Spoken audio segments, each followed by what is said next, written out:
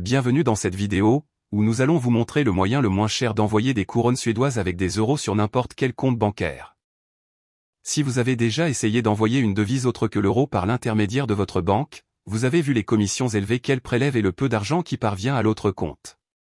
C'est pourquoi, dans cette vidéo, nous allons voir comment vous pouvez le faire, en payant le moins possible de commissions et en sachant à tout moment le montant réel qui va parvenir à l'autre personne.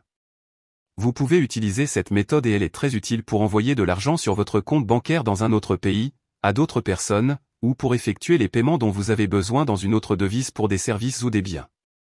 C'est également idéal pour envoyer de l'argent à vos proches. Pour cela, nous utiliserons Wise, anciennement connu sous le nom de TransferWise.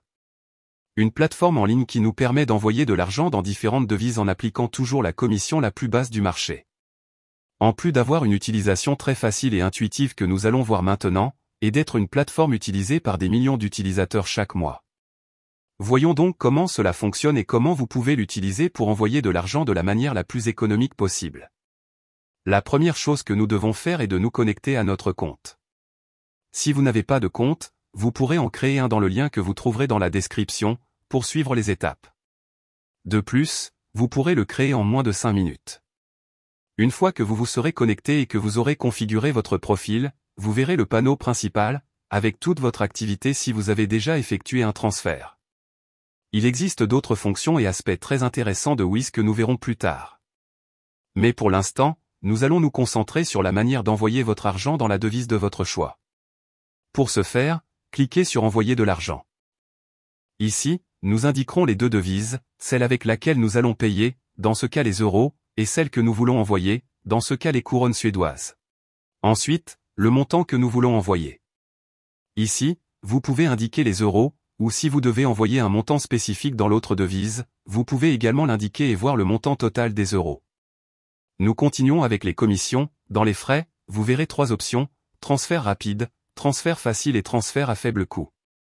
Ma recommandation est d'utiliser le transfert rapide s'il n'y a pas beaucoup de différence de prix. S'il y en a une, choisissez le transfert facile ou à faible coût. Vous verrez ci-dessous le taux de change que nous sommes assurés d'obtenir dans les prochaines heures. Vous pouvez donc être sûr que vous ne serez pas surfacturé ou que vous ne serez pas facturé à un taux de change défavorable. C'est un phénomène très courant dans les banques, qui, en plus de facturer des commissions très élevées pour les échanges de devises ou l'envoi d'argent à l'étranger, applique un taux de change qui n'est pas celui du marché, ce qui vous fait payer plus cher. En outre, Wise utilise le taux de change du marché, que vous pouvez vérifier en cliquant sur le taux de change indiqué et voir le graphique avec l'évolution du taux de change. Et si vous avez des doutes, vous pouvez le vérifier vous-même et vous verrez que c'est le taux de change réel du marché qu'il propose. Juste en dessous, vous verrez le montant que vous économisez en utilisant Wise et non une banque traditionnelle, ainsi que le délai estimé d'arrivée. Vous pouvez même cliquer sur Comparer les prix ou pour voir les différentes options d'envoi de la devise que vous souhaitez, et vous verrez que Wise est toujours le moins cher. Passez à l'étape suivante. Ici, vous devrez choisir à qui vous envoyez l'argent, qu'il s'agisse de vous-même dans un autre pays, d'une autre personne, d'une entreprise ou d'une organisation caritative. Le plus courant est d'envoyer l'argent à quelqu'un d'autre, nous allons donc cliquer ici si c'est votre cas. Ici, vous devrez remplir les informations demandées afin d'envoyer l'argent. Il s'agit du nom de la personne, de son compte bancaire et d'autres informations fiscales en fonction du pays où vous envoyez l'argent. Une fois les informations remplies, cliquez sur Confirmer, et vous accédez à la section de vérification. Ici, vérifiez simplement que vous avez saisi toutes les informations correctement, et si c'est le cas, cliquez sur Confirmer et Continuer. Enfin, le mode de paiement. C'est l'un des meilleurs atouts de Wise, qui vous permet de payer de différentes manières pour plus de commodité. Ceci est lié à la commission que nous avons vue précédemment, où selon la méthode de paiement, la commission sera plus ou moins élevée. En général, si la commission est plus élevée, l'argent arrive aussi plus rapidement. Comme vous pouvez le constater, il existe différentes options, mais nous allons nous concentrer sur les plus courantes et les plus utilisées.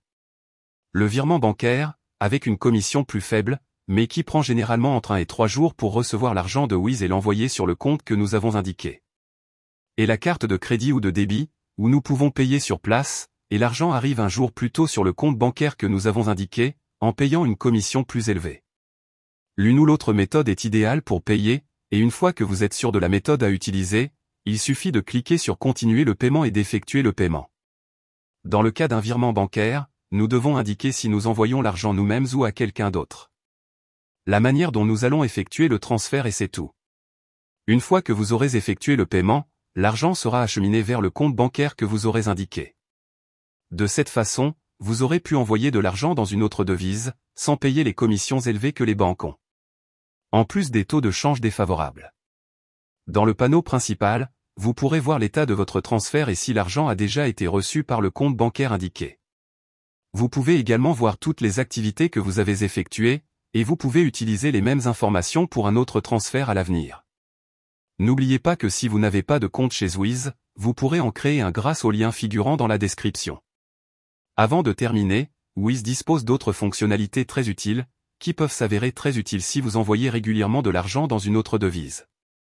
La première est la carte de débit international pour seulement 7 €, que vous pouvez faire livrer à votre domicile. L'avantage de cette carte est que vous économisez sur les frais facturés sur une carte ordinaire si vous payez dans une autre devise, et vous pouvez économiser beaucoup d'argent grâce à elle. Si vous voyagez et que vous devez payer avec d'autres devises à partir de votre compte bancaire, nul doute que ces 7 € ne vous sembleront pas être une grosse somme d'argent avec le montant important que vous pouvez économiser en frais. Une carte très utile pour les voyages, Erasmus ou toute activité que vous devez faire et payer avec une autre devise que la vôtre. Dans les destinataires, vous pouvez ajouter votre compte bancaire au cas où vous auriez besoin d'effectuer des transferts en Wiz. Vous pouvez également ajouter d'autres comptes et informations pour ne pas avoir à les ajouter à chaque fois, et il vous suffit de cliquer sur le compte dont vous avez besoin. Si vous devez envoyer régulièrement de l'argent à différentes personnes, il est certainement très pratique d'ajouter leurs informations avant même d'envoyer de l'argent, afin de les conserver pour l'avenir. Dans les soldes, vous pouvez ouvrir un solde avec n'importe quelle devise dans le monde. Cela signifie que si quelqu'un veut vous payer dans une autre devise, il peut le faire sur votre compte Wiz. Peut-être vous demandez-vous à quoi cela me sert? Très simple, si on envoie de l'argent sur votre compte bancaire dans une autre devise, il est très probable que le taux de change sera défavorable, et votre propre banque vous facturera une commission pour recevoir de l'argent dans une autre devise à l'international. Ici, vous pouvez recevoir l'argent dans votre devise, puis l'envoyer sur votre compte ou l'utiliser avec votre carte pour éviter tous les frais bancaires élevés.